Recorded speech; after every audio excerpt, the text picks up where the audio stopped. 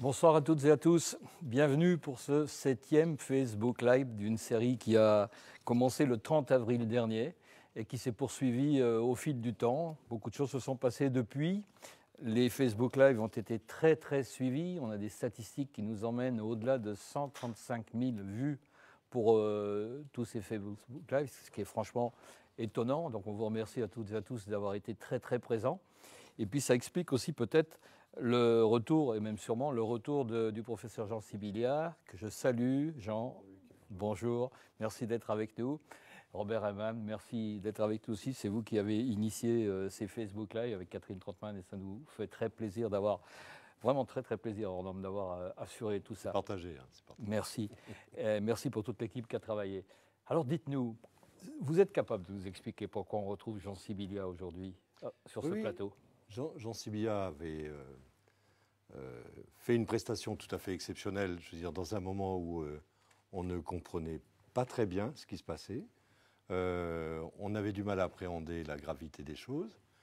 Et on est aujourd'hui dans un moment où on ne comprend pas tout. On ne comprend pas tout très bien. On voit des mesures qui restent des mesures extrêmement fortes, mais on a la sensation que le virus est en train de disparaître. Est-ce qu'on prend des mesures pour rien ou pour pas grand-chose? Est-ce que ces mesures sont bien adaptées? Et quel est le point médical? On entend tous les jours encore les statistiques médicales et dans le milieu hospitalier. Et on a cette sensation-là, et d'un décalage qui s'opère de plus en plus. Et moi, je me suis dit, c'est très important que Jean Sibilia puisse être présent pour continuer à nous expliquer cela. Et comme il le fait avec un talent remarquable, je veux dire, c'est un plaisir en plus de le faire.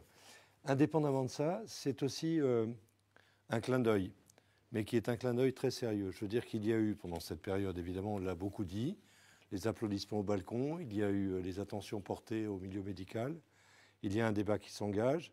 C'est un moyen aussi de rendre hommage, je veux dire, à l'ensemble du milieu médical incarné par le doyen de l'Université de médecine. C'est aussi un espoir que dans les discussions qui s'engagent, je veux dire, la médecine soit respectée, reconnue, soutenue, et qu'elle tire avantage à notre profit, pour nous, je veux dire, de la discussion qui s'engage. Voilà, l'émission de ce soir, c'est aussi cela. C'est le moyen de fêter la médecine, si j'ose dire, et de la remercier, de la saluer, et de lui permettre de s'exprimer une nouvelle fois sur ces questions qui sont extrêmement importantes pour tout le monde. C'est bien noté. Alors, on vous retrouvera, Robert, vous intervenez quand vous voulez, avec parcimonie, je le sais, mais c'est votre vœu depuis le début. Mais vous pouvez faire office de double intervieweur de Jean Sibilia. Monsieur le professeur Sibilia, donc rebonsoir, merci, merci d'être avec nous. Donc on ne va pas revenir sur l'impact que vous avez eu lors de la première le 30 avril dernier. Ça a vraiment bien influencé ces visions de ces 135 000 personnes qui nous ont suivis depuis le début. L'épidémie de coronavirus, faisons le point rapidement, elle a fait plus de 360 000 morts dans le monde entier et près de 30 000 en France. On a les statistiques aujourd'hui sur le Grand Est, aujourd'hui à l'heure où on parle, enfin en tout cas hier soir, 2223 personnes étaient encore hospitalisées, 179 étaient en réa, c'est-à-dire en réanimation, donc étaient en péril, si on peut dire. Entre-temps, 10 668 personnes sont retournées chez elles, guéries ou pas totalement guéries, on en parlera tout à l'heure, c'est une des données du problème. Et puis malheureusement, il a fallu enregistrer 397 décès pour ces chiffres-là pour la grande région Est, pour le Grand Est. Alors, ce qui est intéressant, pour commencer, ce serait peut-être que vous nous fassiez un bilan au moment de ce déconfinement, c'est-à-dire entre le tout début et maintenant, quelle est je dirais, non pas un bilan chiffré, mais quelle est la perception fine que quelqu'un qui a consacré sa vie à la médecine et qui, comme d'autres, n'aurait peut-être jamais imaginé avoir à lutter avec ses collègues contre une chose comme cela, quel est le bilan que vous tirez de tout ça? Le négatif, le positif, tout ça, on vous écoute là-dessus. Un bilan négatif, commençons par le négatif, ça permettra de finir par le positif. Comme vous voulez. Pour mettre On le disait avec Robert, un peu de bienveillance dans le débat, et c'est ce qu'on souhaiterait ce soir aussi. À la fois être sincère, rassurant, bienveillant, mais rigoureux, en fait. On parlera de tous ces points-là. Donc un bilan de cette crise tout à fait inattendue, qu'on n'a pas vu venir. Je pense qu'on ne s'est pas tout de suite rendu compte, en fait, de la gravité des choses. On l'a évoqué, et on a été confronté, en tout cas le monde hospitalier, très vite à un très grand nombre de malades dans un état grave. Et ça, c'est quelque chose qu'on n'a pas l'habitude de voir, a fortiori quand la maladie touche des organes nobles, vitaux, comme le cœur et le poumon. Vous voyez, on a des maladies graves, il y a le cancer, il y a des maladies psychiatriques, il y a d'autres maladies qui ont une très grande gravité, mais elles ne mettent pas aussi vite et en même temps autant de gens dans une situation de péril vital. Et c'est ça qui a fait le choc pour l'hôpital. On a vu arriver à Mulhouse, à Colmar, à Strasbourg et dans d'autres régions, en fait. On n'a pas été les seuls, mais enfin, on a été très fortement touchés. Un très grand nombre de gens dans une situation vraiment de défaillance sévère, et nos capacités d'accueil des formes très sévères en soins intensifs, en réanimation, sont limitées. Je ne dis pas qu'elles sont insuffisantes, mais en tout cas, elles étaient limitées pour répondre à ce type de problématiques qu'on n'avait jamais rencontrées. Est-ce qu'il y a eu un moment où, très franchement, très intimement, est-ce qu'il y a eu un moment où vous-même, et surtout, je pense, vos collègues de la Réa, vous avez eu peur d'être débordé de façon définitive? Absolument. Peur, un soignant, en fait, on n'est pas des héros et on n'est pas des soldats, mais on est des soignants. Ce qu'on fait, on y met du sens, enfin c'est le sens de notre vie. Hein. Alors chacun a sa fonction. Un réanimateur est vraiment, c'est le combattant de première ligne. Moi j'étais dans un service de post-urgence, donc à chacun ce rôle, mais on était main dans la main, dans la même situation, le même hôpital. Et je lirais en fait à notre destin tous les soignants, parce que les médecins généralistes de ville, les spécialistes de ville, qui eux n'avaient pas de masque, on l'a rappelé, mais on reviendra peut-être là-dessus, mais étaient là aussi. Donc associons tous les soignants, médecins, non médecins d'ailleurs. Et les gens aussi dans les EHPAD. Exactement. Partout. Tous les gens du médico-social et les gens qui ont ramassé les poubelles, les gens qui étaient, je le dis souvent, par respect aussi, pour dire que le médecin, c'est pas la caste élitiste. On a fait le travail qu'on nous a demandé. On n'est pas des héros, je le dis souvent. On a juste fait ce qu'on nous a demandé. Mais on n'est pas des héros, mais on est des hommes. Donc, est-ce que vous avez eu peur à un moment? Peur, non, mais on a été vraiment inquiets. J'ai partagé avec mon ami Francis Schneider, je peux le citer, réanimateur à Haute-Pierre. On est très proches et on s'est appelés régulièrement pour prendre des nouvelles l'un de l'autre aussi, je peux le dire, et je le remercie. Et on a été vraiment inquiets fin mars, en fait, parce qu'on nous annonçait le fameux pic de la vague, puisque c'est ça qui conditionne la saturation de l'hôpital. Et on annonçait ce pic mi-avril, et on voyait fin mars que c'était bientôt bloqué. Et l'hôpital a eu une capacité d'adaptabilité, une agilité, comme on dit, et une résilience du personnel soignant qui a été incroyable, ce qui fait que tous les jours, on ouvrait des unités supplémentaires. Et ça a permis de... Mais à un moment donné, on s'est dit, on est bientôt à la limite des possibilités, et on se voyait dans une situation mulhousienne, où les Mulhousiens, je crois que ça a été beaucoup plus dur que nous, puisque eux n'ont pas préparé. Nous, on a un peu préparé quand même, heureusement. Mais franchement, j'ai eu, non pas peur, mais une vraie inquiétude pour mon hôpital et pour les gens qu'on soigne fin mars, début avril. Heureusement, j'ai tenu à vous poser cette question parce que, comme les habitués le savent, maintenant on a une petite tablette ici où on relaye les questions. À tout moment, vous pouvez nous poser des questions régulièrement à tout moment de ce Facebook Live. Et les questions sur cette question-là, elle est revenue souvent. Est-ce qu'à un moment donné, comme ça, de façon un peu rétroactive aujourd'hui, voilà. Donc il fallait que je vous la pose. Poursuivez votre bilan global de ce qui s'est passé depuis. Donc les choses qui n'ont pas bien fonctionné, il faut le dire, c'est qu'on était globalement pas prêts. On n'est pas prêts, mais on a des plans blancs, on a des structures hospitalières et de soins qui ont de très grande qualité. Il ne faut pas non plus tout remettre, tout jeter, mais on n'est pas prêt à affronter des situations inattendues de ce type-là. Et à tout niveau, en fait. Le seul niveau qui a pu finalement s'adapter et réagir, c'est le niveau de terrain le plus simple. En fait, c'est l'adaptation des soignants dans les services, dans les réanimations. On a ouvert des lits et tout ça avec une administration qui a joué le jeu comme jamais. Je trouve qu'il faut rendre hommage aussi à l'administration, qu'on critique beaucoup. On critique, on dit souvent, l'administration n'est pas là. Elle a été là, mais elle a été là, je crois, vraiment dans son rôle. Vous parlez de l'administration de chaque hôpital. De l'hôpital, l'administration. Sur site. Parce qu'on parlera tout à l'heure de l'ARS. De l'administration régionale, qui est un autre sujet. Mais localement, dans les établissements, il y a vraiment eu, comme il faudrait continuer d'ailleurs sur ce modèle-là. En fait, c'est le modèle, on voit bien la gouvernance, le projet est médical et l'administration est là pour accompagner le projet médical. Ça a été fait de façon un peu à l'arrache, comme on dit, dans l'urgence, mais ça marchait quand même. Il faut reconnaître que ça marchait. Peut-être qu'on a un peu de chance, mais ça marchait.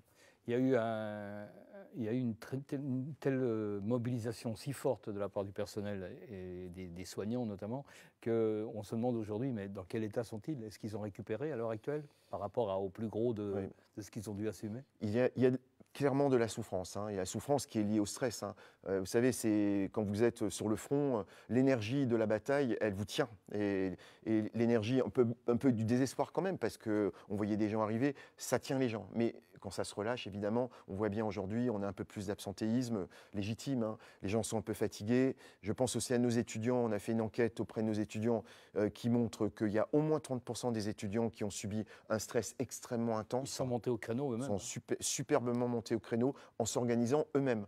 On n'a pas attendu la réquisition. Vous savez, l'administration centrale qui réquisitionne. On était là bien avant la réquisition en Alsace, parce qu'on a été frappé un peu avant les autres. Et on était déjà, nous, organisés. On n'a même pas besoin de réquisitionner. Un mot quand même, pour rappeler qu'à l'heure qu'il est, on compte plus de 600 personnels soignants infectés par le virus quand même, aux US. Oui.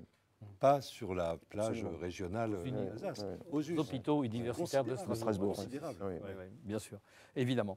Alors, globalement, est-ce qu'on peut dire aujourd'hui qu'on est sorti d'affaires en Alsace?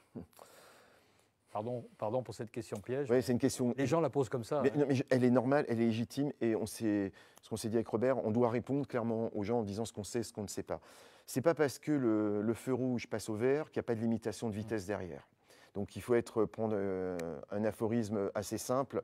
Donc là, on passe au vert, tant mieux, parce que ça veut dire qu'on peut avoir à nouveau un projet de vie, un espoir de vie sociale qui est indispensable. Et le soignant, je ne peux pas ne pas être sensible à ça. À la limite, je vous dirais même, peut-être en choquer certains, mais je comprends presque le match de foot du week-end dernier, mais je ne le comprends pas médicalement, mais je le comprends dans l'envie qu'on peut avoir de se retrouver. Après, il faut se dire qu'on est passé au vert, mais il y a encore des limitations de vitesse. On ne peut pas dire aujourd'hui que le virus a disparu, puisqu'on a des indicateurs beaucoup plus subtils qu'il y a quelques mois. Ces indicateurs, aujourd'hui, il y en a 7 au total, je ne vais pas énumérer, mais on les a mis en place dans notre région et dans d'autres régions. Il y a le passage aux urgences, mais ça, à la limite, c'est la fin de la chaîne. C'est un très mauvais indicateur. Alors, il permet de voir si ça circule ou pas. Le bon indicateur, c'est sur le terrain, dans le cabinet du généraliste, qui a des cas Covid ou pas. On les teste aujourd'hui. Ça remonte à chaque fois. Ça remonte à chaque fois. C'est les mesures nationales. Les laboratoires de biologie font remonter les résultats des tests.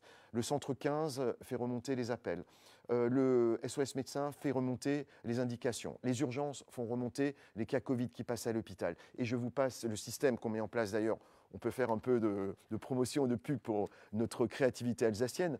Avec Benoît Galix à l'IHU, on met en place, dans le contexte numérique de notre territoire, on met en place un outil extrêmement original qui vient en complément de l'outil d'assurance maladie que les médecins utilisent. Un peu plus sophistiqué, un peu plus sensible, et on espère qu'on aura un radar de plus. Alors, je reprends l'allégorie de l'excès de vitesse, ce n'est pas pour sanctionner les gens, mais c'est au contraire pour donner des consignes claires, audibles, claires, simples. Donc, on ne va pas en parler parce que c'est très compliqué, mais c'est un radar un peu plus élaboré puisqu'il est prédictif. Absolument. Et donc il permettrait de limiter les effets d'une crise si toutefois celle-là renaissait. Exactement. Et elle intègre, je veux dire, donc moi, l'intelligence artificielle. Ce que je retiens, c'est qu'on a appris phénoménalement.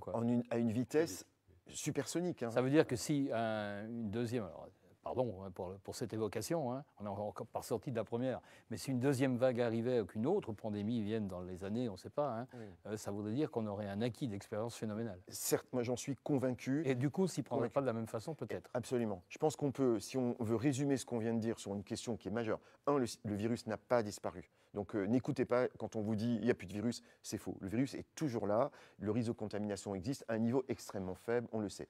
Deuxième chose, on a mis en place des mesures et on a construit en très peu de temps une culture sanitaire des mesures barrières. Il faut reconnaître, très honnêtement, que ce soit dans le studio, que ce soit dans la ville, que ce soit dans notre Eurométropole, franchement, les gens sont responsables.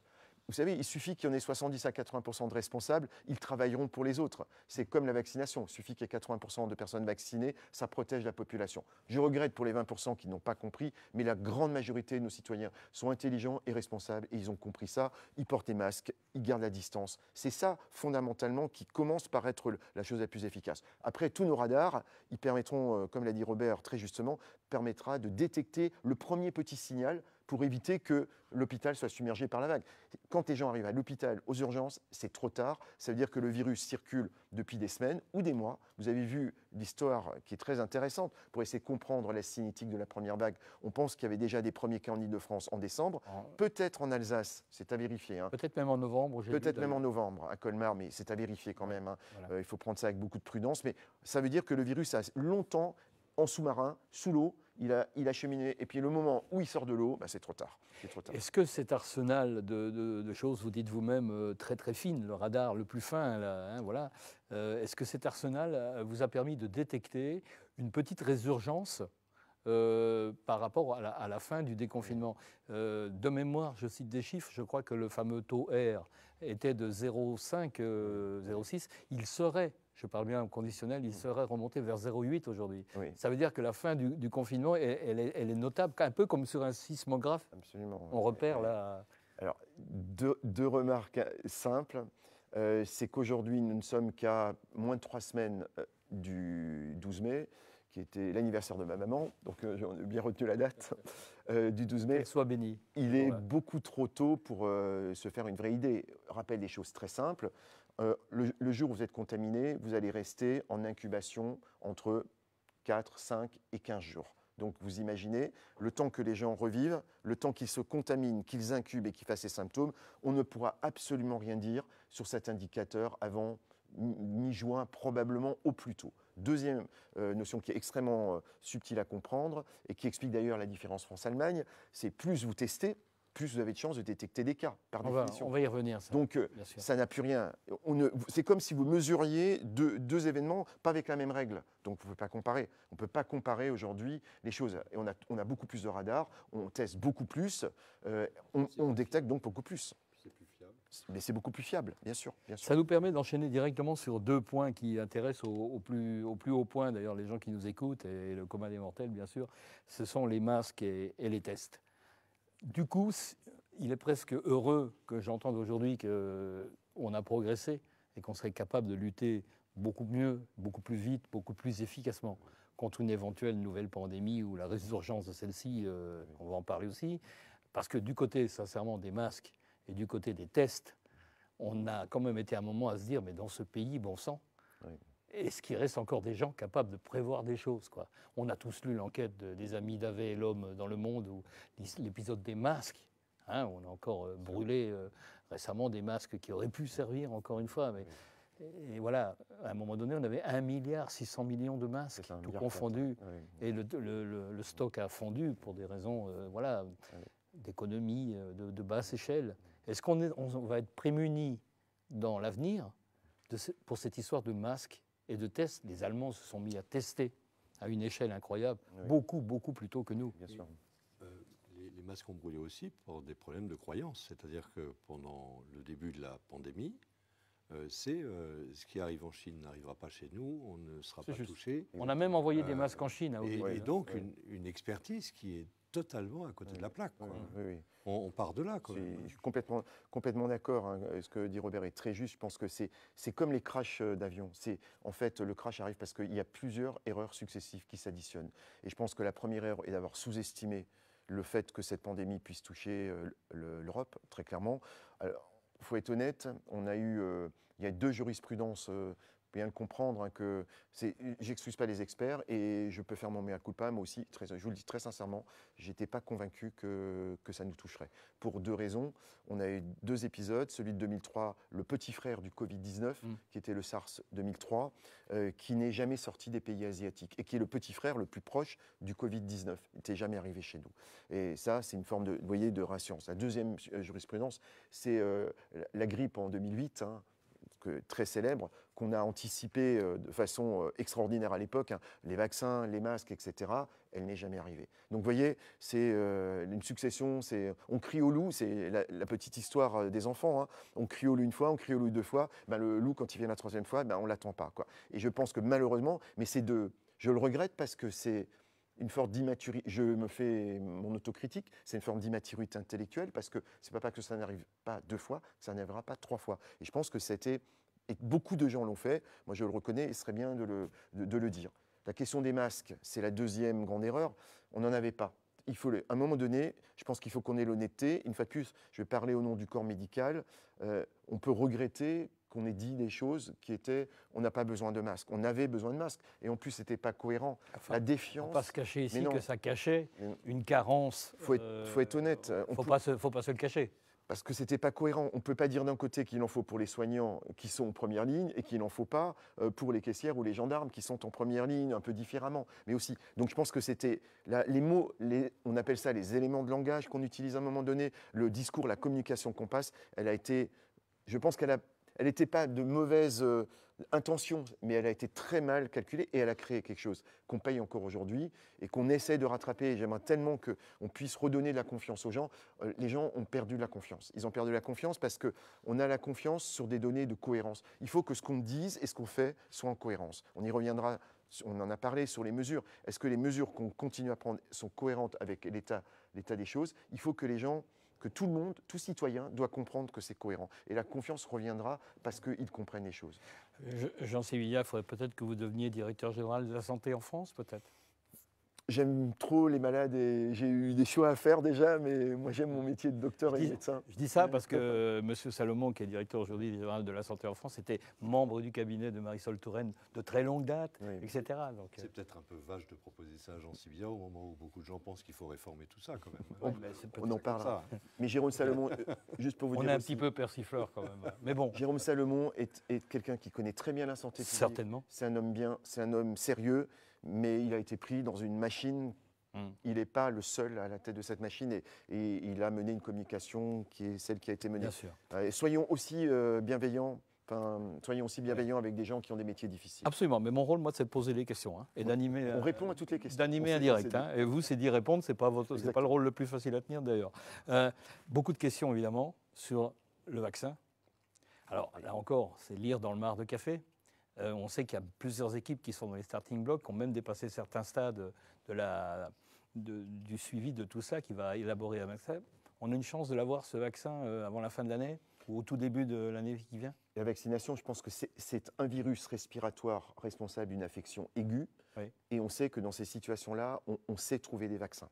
À bien différencier des virus chroniques, parce que souvent les gens disent mais on n'en a pas trouvé pour le sida. On ne peut pas comparer. Le sida, c'est un virus très insidieux qui vous infecte et qui reste dans votre corps, dans vos cellules toute la vie. Et il est difficile à extirper. Là, c'est un virus transitoire que vous ne gardez pas en vous, que votre système immunitaire élimine naturellement. Ça, c'est quand même un point extrêmement positif. C'est-à-dire que normalement, dans une histoire de virus respiratoire aigu, avec la réponse immunitaire qu'on est en train d'apprendre, et notamment à Strasbourg, et je remercierai mes amis virologues, Samira Fafi-Kremer, travail qui a été présenté cette semaine, formidable travail strasbourgeois quand même là aussi. On a démontré, c'est une deuxième chose qui doit rassurer. Il a déjà eu un bel impact médiatique d'ailleurs. Et justifié. C'est un deuxième élément rassurant, il y en a 3 au total. Le premier, vous le citez, Jean-Luc, c'est la vaccination. Elle est plausible. Après, c'est un problème de délai et de qualité de vaccin, on verra.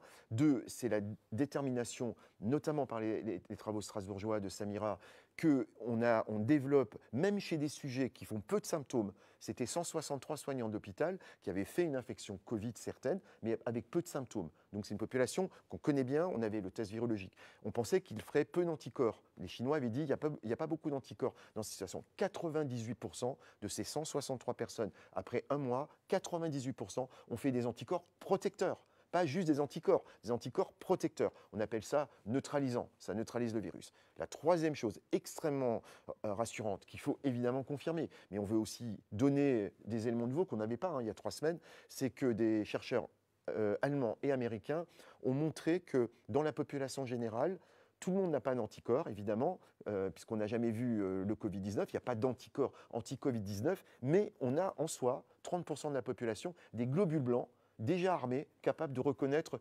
Covid-19, parce que ces globules blancs armés ont déjà vu les Covid du rhume. Et curieusement, on ne fait pas d'anticorps croisés, vous voyez, qui reconnaît tout. Par contre, on a des globules blancs qui savent reconnaître peut-être aussi Covid-19, ce qui expliquerait quelque chose qu'on ne comprend toujours pas.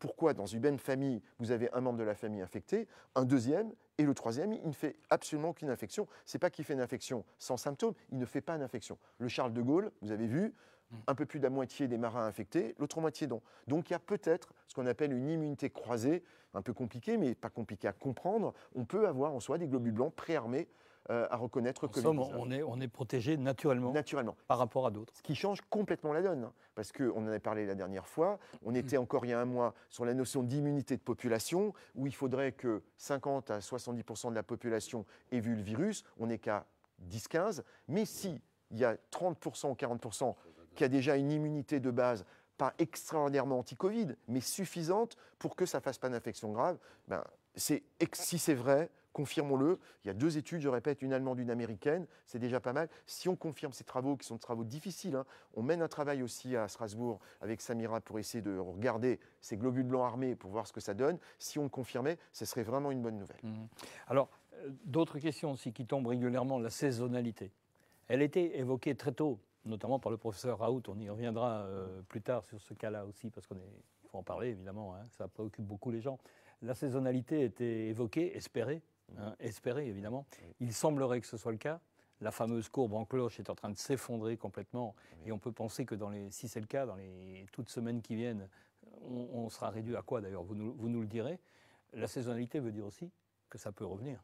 Absolument. Qu'est-ce qu'on sait là-dessus? Alors, on a quand même appris un certain nombre de choses.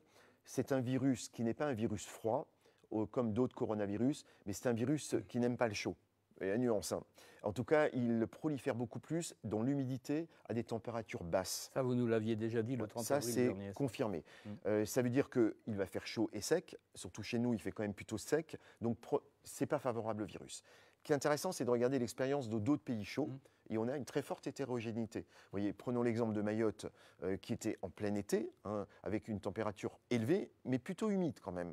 Et là, il y a une prolifération du virus. Donc, probablement que c'est la combinaison sécheresse-humidité de l'air et la chaleur qui peut l'atténuer. Alors, l'atténuer, est-ce que c'est une atténuation qui ira jusqu'à la disparition dans certaines zones du globe? On peut l'imaginer. Moi, je préfère dire, on l'a dit la dernière fois, dire ce qu'on sait, mais ne pas affirmer les choses comme un devin. C'est la différence avec certains. Donc, c'est une hypothèse qui n'est pas irréaliste, mais qui n'est pas certaine. L'autre possibilité, c'est qu'on atteigne un niveau, le fameux petit R0 qu'on cite souvent, qui reste entre 0,2 et 0,3, sans disparition du virus. Et évidemment, à l'automne, on va reprendre l'école, exactement. L'automne, un peu plus humide, le petit brouillard alsacien le matin, un peu d'humidité, un peu de fraîcheur. On a le risque, comme avec beaucoup, il faut là aussi être honnête, beaucoup de virus respiratoires. Dans le premier passage chez l'homme, ces virus respiratoires donnent 2 vagues, parfois 3 vagues. Et la deuxième vague, elle est souvent à l'automne. C'est l'histoire de ces virus. Alors, Covid-19 est un virus respiratoire, mais différent des autres. Est-ce que le chaud et le sec aura sa peau? On ne peut que l'espérer, mais certainement pas dire c'est gagné, voilà, vous pouvez sortir comme on l'entend, je ne crois pas. Mais c'est un vrai espoir qu'on peut avoir. Donc on peut imaginer, craindre sans doute aussi une succession de petites vagues ou vaguelettes, comme vous venez d'employer c'est un modèle. Vous venez d'employer le terme. Oui. Au juste, l'immunité collective. On a longtemps entendu parler qu'elle serait acquise quand, je cite ce que j'ai entendu, hein, entre 60 et 70% d'une population aurait été infectée par le virus sur une forme... Enfin, il y aurait une immunité collective qui se mettrait en place. Tout récemment, ça date d'une semaine, on a commencé à entendre des médecins dans le monde entier parler... au fait, avec tout ce qu'on a vu, enfin, je résume avec le langage d'un béotien, hein, on pense que c'est plutôt aujourd'hui aux alentours de 20 à 30% plutôt que... Mais ça change tout, ça, quand même. Bien sûr, bien sûr. On va essayer aussi d'être simple. Hein. En tout cas, cette notion, on l'avait déjà, les experts, nos experts, le groupe que j'ai le plaisir de coordonner, on avait déjà écrit dans le rapport qu'on avait rendu en disant attention, il y a des exemples épidémiques où le virus disparaît alors qu'il a à l'évidence on n'a pas atteint une immunité collective à ce niveau-là. Ça, c'est une première remarque. La deuxième remarque, c'est qu'on construit cette immunité collective sur la mesure des anticorps.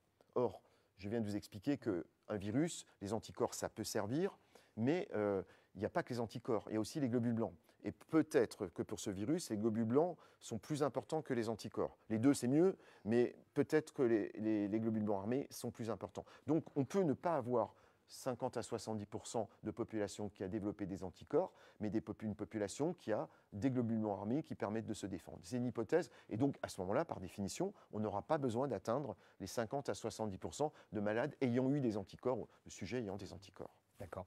Il y a une question qui tombe là, on a parlé très rapidement des tests tout à l'heure. Est-ce que les tests sérologiques sont désormais validés et fiables? Bon, là, on peut donner une bonne nouvelle simple avec un message. Oui, validé depuis la semaine dernière. L'HAS a publié un rapport sur les tests. Maintenant, l'ensemble des tests, pas rentrer dans le détail, mais il y a une multitude de tests qui détectent les anticorps. Hein. On rappelle juste, pour que ça soit bien clair pour les gens, pour les auditeurs, il y a les tests qui cherchent le virus en direct. Hein, vous vous rappelez, c'est le frottis. On pourra le faire sur la salive certainement. Mais là, c'est uniquement au moment du début de la bataille avec le virus. Vous allez chercher le virus. Après la bataille... Là, on sait à un moment X qu'on a le virus. X, on l'a. Et si on ne l'a pas à un moment X, on peut l'avoir à un moment Y, hein, le lendemain. Hein, donc attention, ces tests n'ont qu'une valeur instantanée. En revanche, quand on est après la bataille, qu'on ait fait des symptômes ou pas, les tests sérologiques, ces fameux tests sérologiques, ils cherchent les anticorps. C'est le plus simple. Hein. On fait une recherche d'anticorps et aujourd'hui à disposition, l'HAS et les agences ont publié 23 tests ayant la qualité essentielle pour être utilisés en pratique quotidienne. Et ils sont remboursés quand ils sont justifiés sur une prescription médicale. Donc je crois qu'aujourd'hui, on a les outils, l'arsenal, avec la qualité qu'il faut. Ce qui veut dire que le médecin généraliste Absolument. Reste au cœur du dispositif. Il faut. Après, c'est une question de culture et de pratique. Moi, je crois que le médecin généraliste, le médecin référent, c'est l'homme de terrain en qui il faut avoir confiance. Alors je veux bien, on fait aussi son test de grossesse à la maison pour regarder tout seul, mais ce n'est pas tout à fait la même chose. Donc moi je préfère plutôt que l'autotest à la maison où on fait seul, on a un super... Et en plus, en Alsace, on a des bons généralistes, enfin partout, mais on les connaît bien chez nous. Ils sont là, ils sont sérieux, on peut les consulter et on discute avec le généraliste. Docteur, je fais le test, je ne fais pas le test, il le prescrit, plutôt que d'aller à la pharmacie et chercher son petit test tout seul. Moi, c'est juste un conseil, toute humilité hein, que je donne. Faites confiance à votre généraliste, il vous prescrira le test, quoi. Certains des internautes évoquent de nombreux cas de séquelles dues au confinement, à la durée très, très ample du confinement. Et puis aussi, il y a le problème qui est relié, ce qu'on va appeler, je ne sais pas si le terme est heureux, les malades à long terme. C'est-à-dire des gens qui ont été sauvés, qui généralement sont sortis de réanimation, ont séjourné à l'hôpital, ont été sauvés, sont rentrés chez eux, mais qui à long terme vont souffrir des effets du virus. Absolument. On a, je pense, beaucoup d'entre nous ont des contacts avec simplement des gens, même qui ne sont pas allés en réa, hein, qui ont surmonté le virus et qui aujourd'hui ont du mal, et ça revient par vagues assez violentes. Qu'est-ce qu'on peut dire là-dessus? Ça, c'est très important. C'est une question qui, maintenant, est une question très fréquente, quasi quotidienne. Là, il faut aussi être clair. Il y a 3 choses. Première chose, vous avez eu un Covid grave, vous avez fait de la réanimation, votre poumon a été inflammé, ou votre cœur a été touché, ou malheureusement, il y a quelques localisations cérébrales, ou la perte du goût et de l'odorat qu'on connaît. Il peut rester des séquelles inactives. C'est-à-dire vous avez comme une cicatrice sur la peau, c'est une cicatrice finie, mais c'est une cicatrice quand même. Un poumon qui est cicatrisé et qui a fibrosé, c'est un poumon qui ne va plus respirer correctement. Donc vous allez garder un essoufflement, une grande fatigue, voire une insuffisance respiratoire malheureusement. À jamais. Définitivement. Pour le cœur, c'est pareil. Si votre cœur a souffert, vous avez fait une atteinte du cœur avec une insuffisance cardiaque, vous allez malheureusement garder l'insuffisance cardiaque. Ça se soigne, mais vous allez garder des séquelles inactives. Ça, c'est une première chose. Deuxième chose qui est aussi certaine, et on peut l'affirmer, il y a le stress psychologique de l'épidémie. Ça laisse un stress collectif très important, surtout si on a été confronté à des formes graves, à des morts, des proches ou des gens de sa famille. Donc il y aura clairement un stress psychosocial qui est lié à ce type d'épidémie et d'infection sévère. Troisième chose, de me raconter une petite anecdote. Ce matin, j'ai fait une émission radio nationale et j'ai parlé, on m'a posé la question, j'ai répondu. Et j'ai dit, on attend une troisième complication qui sont des formes chroniques liées à une persistance de l'inflammation après l'infection à Covid-19. Et j'ai dit qu'on m'en voyait très peu. Et j'ai eu 3 mails dans l'après-midi des Strasbourgeois et des Orinois qui m'ont dit « Je vous ai entendu ce matin, moi j'ai une forme chronique ». Donc là, ce troisième point, on va l'étudier. Moi, j'attends vraiment...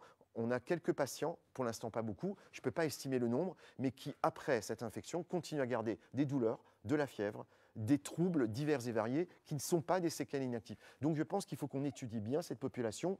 Je crois qu'elle ne sera pas très nombreuse, mais elle existe vraisemblablement. Il faut qu'on l'étudie bien. Là, c'est pour la prochaine émission. On aura dans 3-4 mois, mais il va falloir un peu de temps pour essayer de comprendre ces formes-là. Mais je pense qu'elles existent. En tout cas, il faut les considérer et les étudier. Quelqu'un nous fait remarquer aussi une question là aussi très directe. Pourquoi cette absence d'infos sur les retombées psychologiques dues au confinement? C'est-à-dire là, on n'est pas dans le cas de malades du Covid, bien sûr. on est dans le cas de notre cas à tous, quoi. On est resté enfermés très longtemps, Oui. et certains disent qu'il y a une absence d'infos colossale Oui.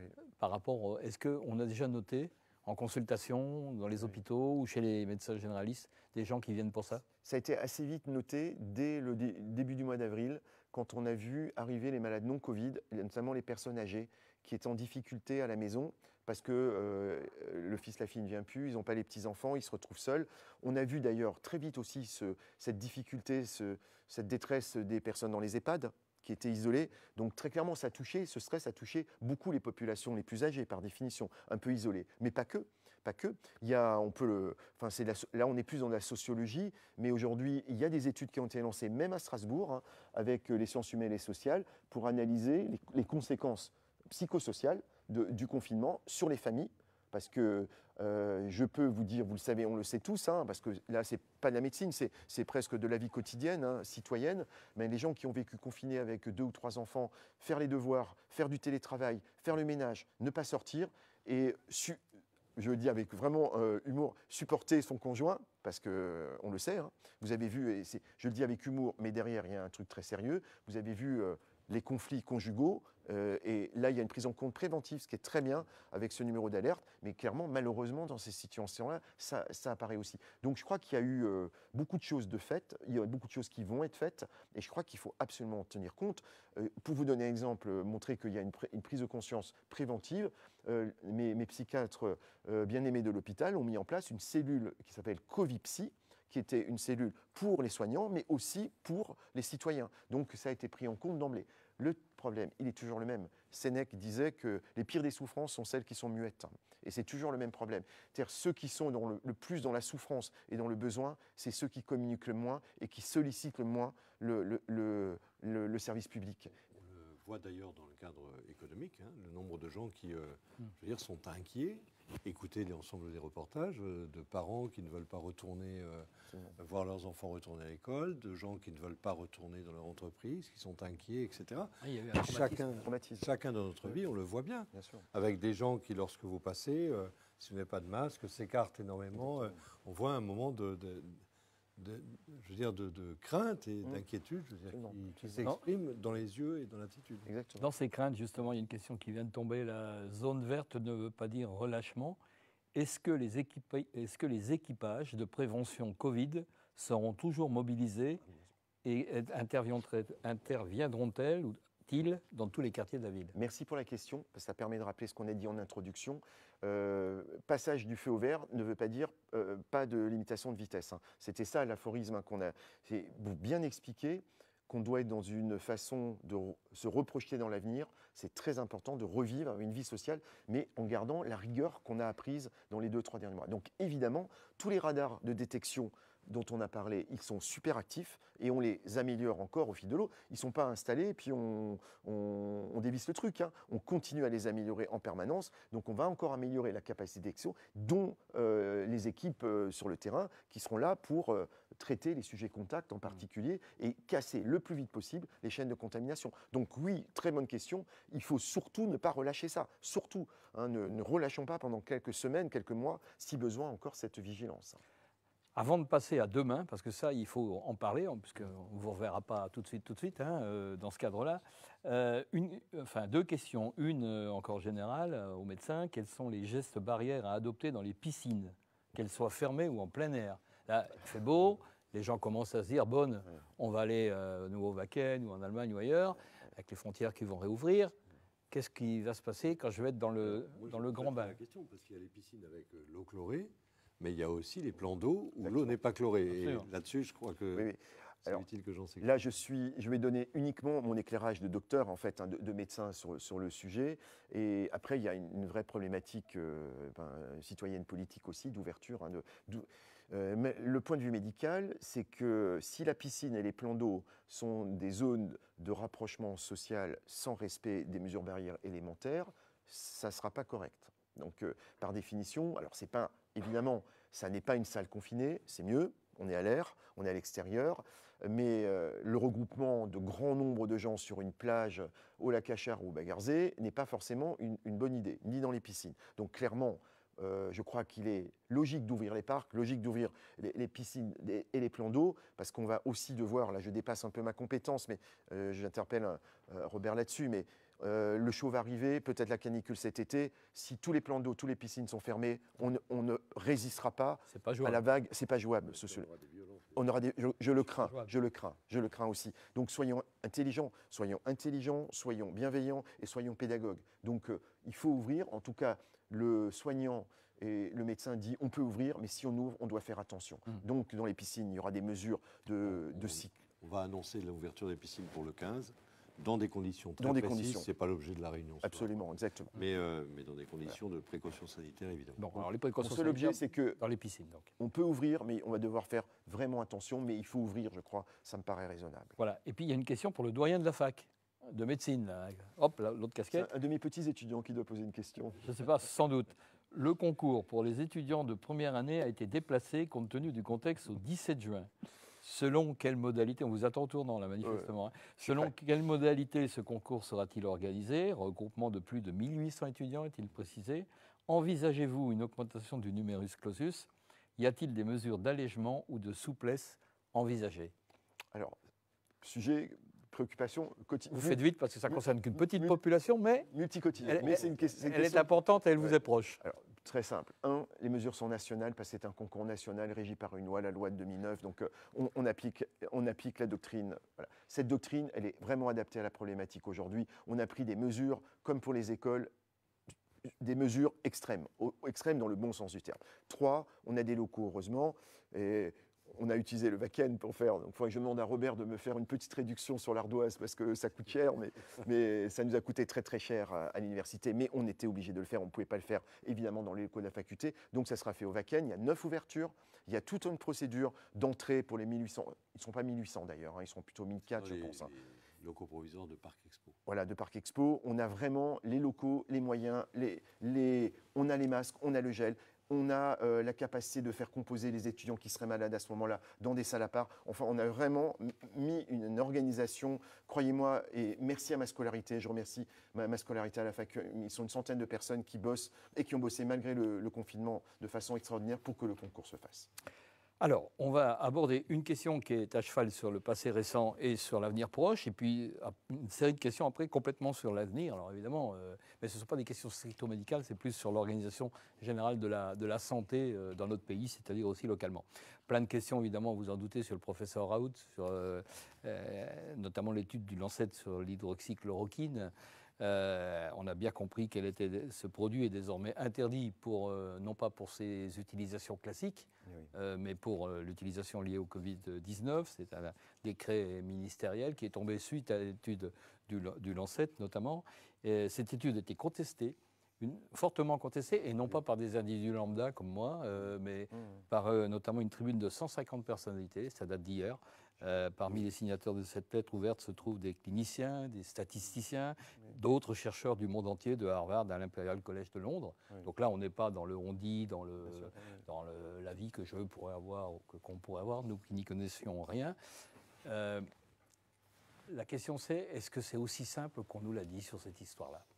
Alors, je ne parle pas du jugement sur le rock'n'roll de professeur Raoult.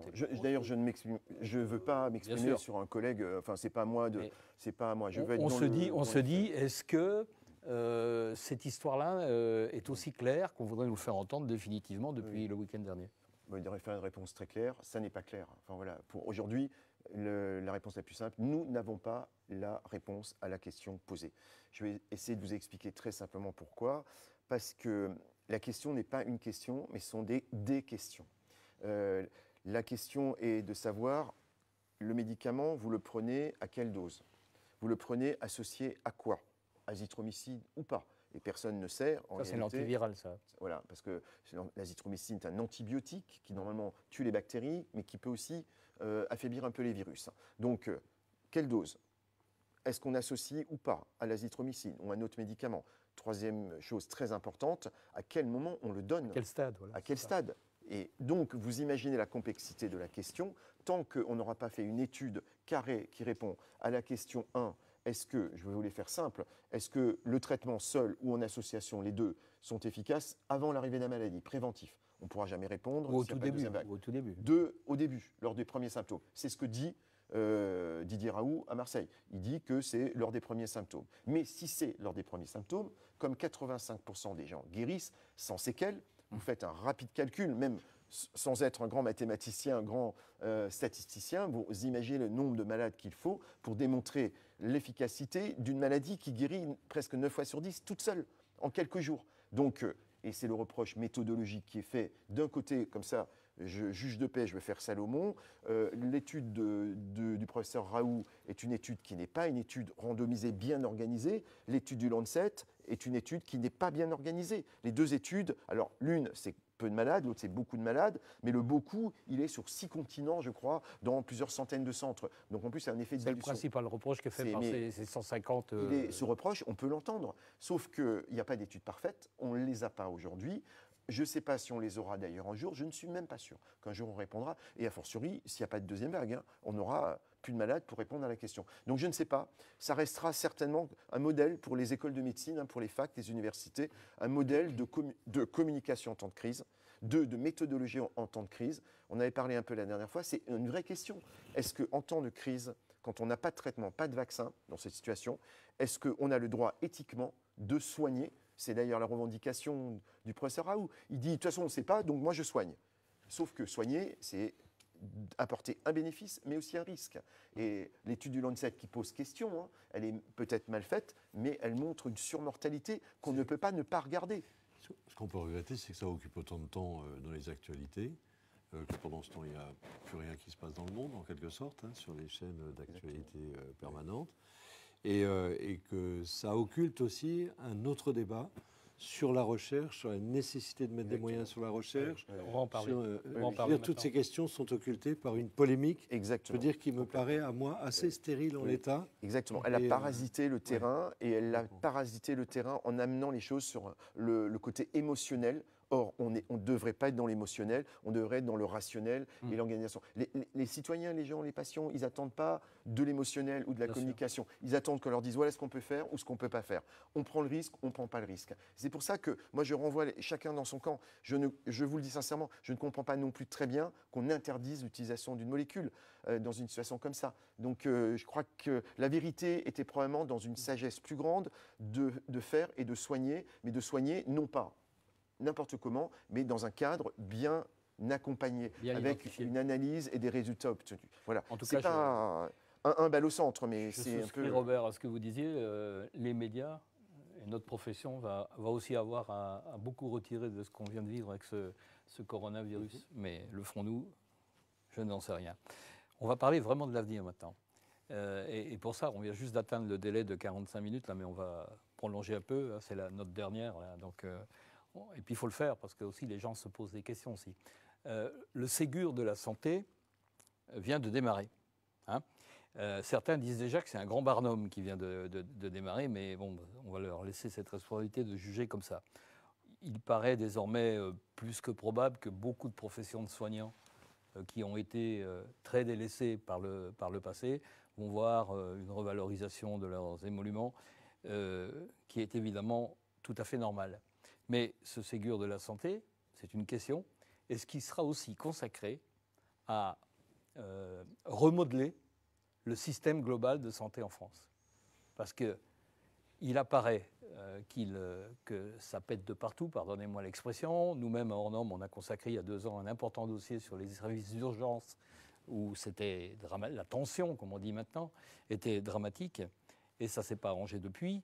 Est-ce qu'on ce Ségur de la santé va-t-il être formellement consacré aussi à redéfinir la politique globale de la santé dans notre pays?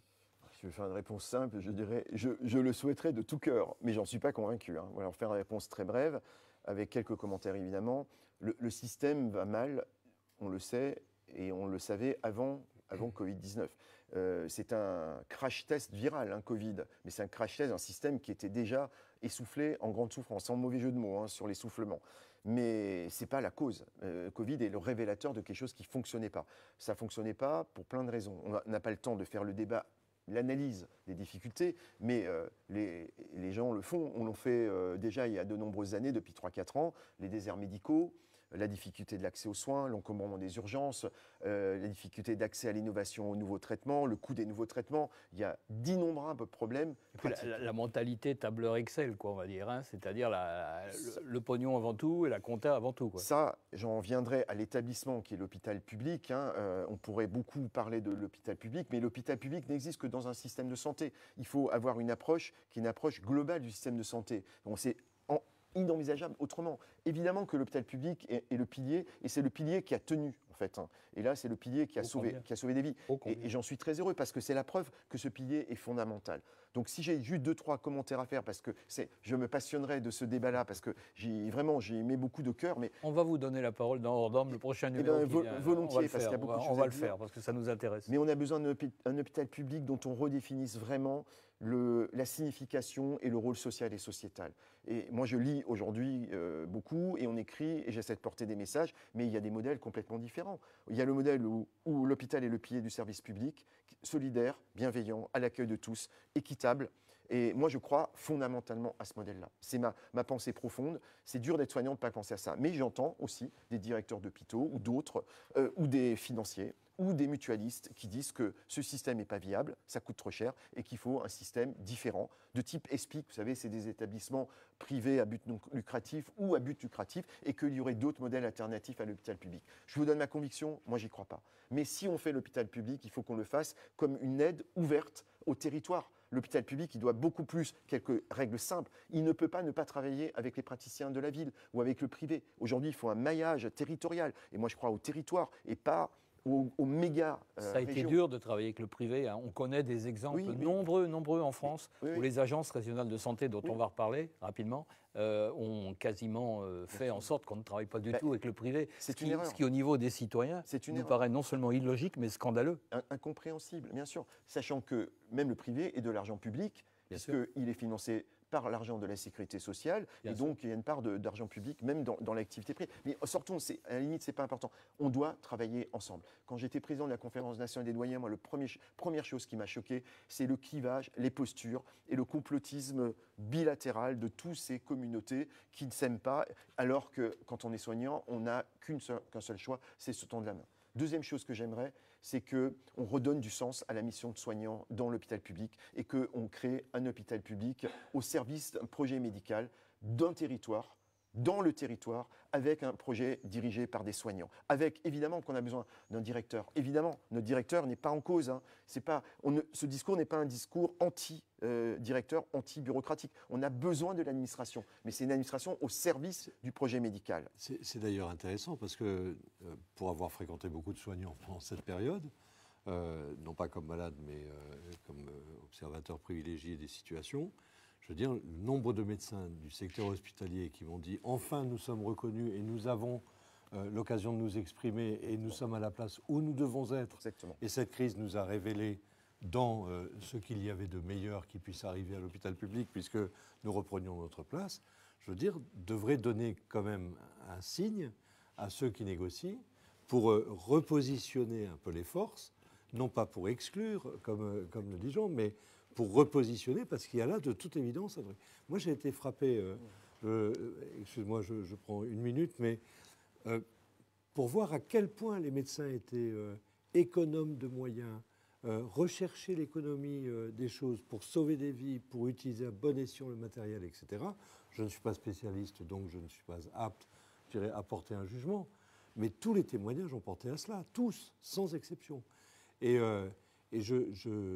ça m'amène effectivement à prendre cette position qui est de dire qu'il faut évidemment que les médecins soient mieux représentés, plus représentés, non pas encore une fois dans l'exclusion, mais qu'ils aient une part, je veux dire, dans ce débat, qui ne peut pas être la part la plus congrue. En un mot, pour le public qui nous écoute, ça veut dire, dans le futur hôpital public, dans le futur système de santé, et notamment au niveau des hôpitaux publics en France, à l'avenir, qu'est-ce qu'il est souhaitable ? Que le pilote soit un tableur Excel, genre ARS ou autre, Agence régionale de santé, je décrypte l'acronyme, ou que le pilote soit évidemment cette personne-là, parce que c'est important, mais que ce soit les médecins qui, au-dessus de tout... La réponse est claire. Il faut un projet médical, mais je veux être très clair. Un projet médical, c'est un projet des soignants. Le médecin n'est rien sans son équipe soignante. Oui, il a besoin de ses infirmières, de ses aides-soignants. C'est un des problèmes, d'ailleurs, c'est qu'à la sortie de cette crise, il y a des lits qui risquent de fermer parce que le numerus clausus fait qu'il n'y a pas assez d'infirmières ou d'infirmiers.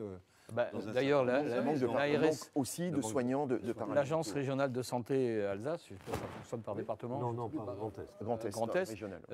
Vient d'annoncer d'ailleurs que, ça se murmure qu'à Strasbourg, il y a des lits qui vont sauter, dans le Haut-Rhin aussi, 7 de chaque côté ou 14 de chaque côté, je ne sais plus. Mais le bruit a couru sans qu'il soit formellement démenti. Mais principalement par le manque de personnel, si j'ai bien compris. Bien sûr, et ça ne sert à rien d'avoir des lits s'il n'y a pas les médecins, s'il n'y a pas les soignants et s'il n'y a pas oui. l'ensemble des personnels. Juste une dernière remarque très importante, Jean-Luc. L'hôpital public n'est rien s'il n'y a pas de formation et de recherche.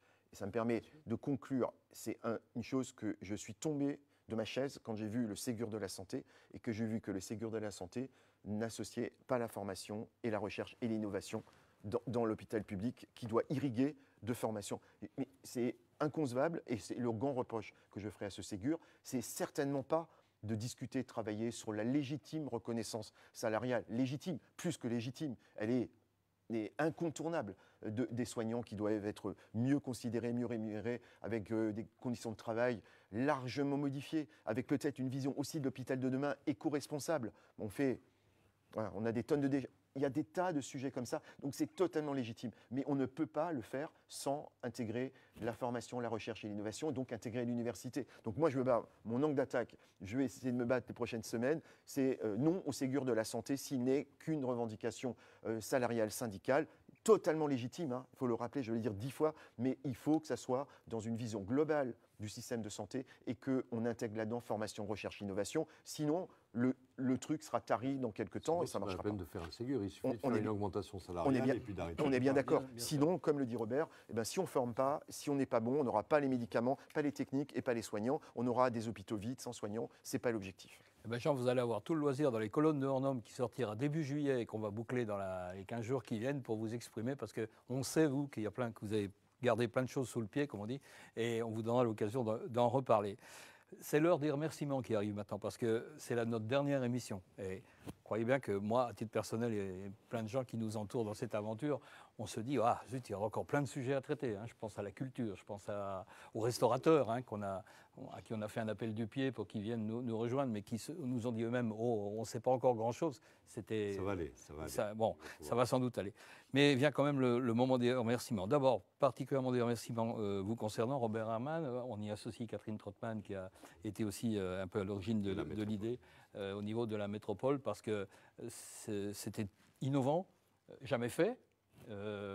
Et on a senti beaucoup de soutien de la part de toute votre équipe. Un remerciement particulier à Mathieu Rudler, votre chef de cabinet, qui a été une pièce essentielle dans la fabrication de tout cela. Permettez-moi de dire que par souci éthique, je n'ai invité aucun des vice-présidents pour éviter d'interférer dans la campagne électorale. Évidemment, je pense que tout le monde l'avait noté. Donc merci à vous-même et à Mathieu Rudler, votre chef de cabinet. Et puis des remerciements aussi qui concernent les entourages professionnels de tous nos invités. Jean Sibilia, donc 2 fois, privilège, et une 3e fois avec bonheur. Aurait été avec bonheur. On remercie votre assistante Céline Kiffer, qui a beaucoup fait pour qu'il y ait de l'huile dans les rouages. Au niveau de la CTS, Jean-Philippe Lally, directeur général, qui était invité. On remercie Amandine Carré-Charter, directrice des relations clients.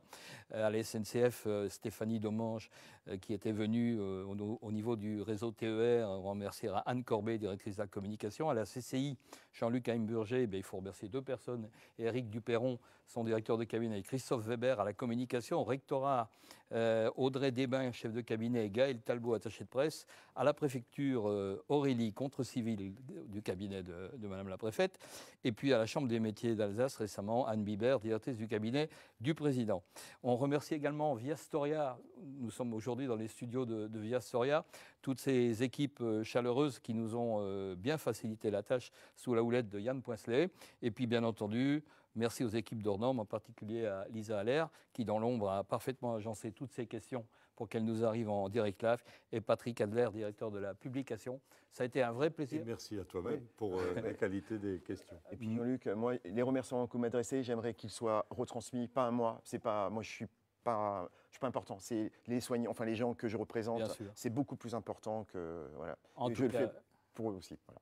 En tout cas, c'était un vrai, réel plaisir de vous accompagner toutes et tous sur ce chemin-là du confinement, du déconfinement.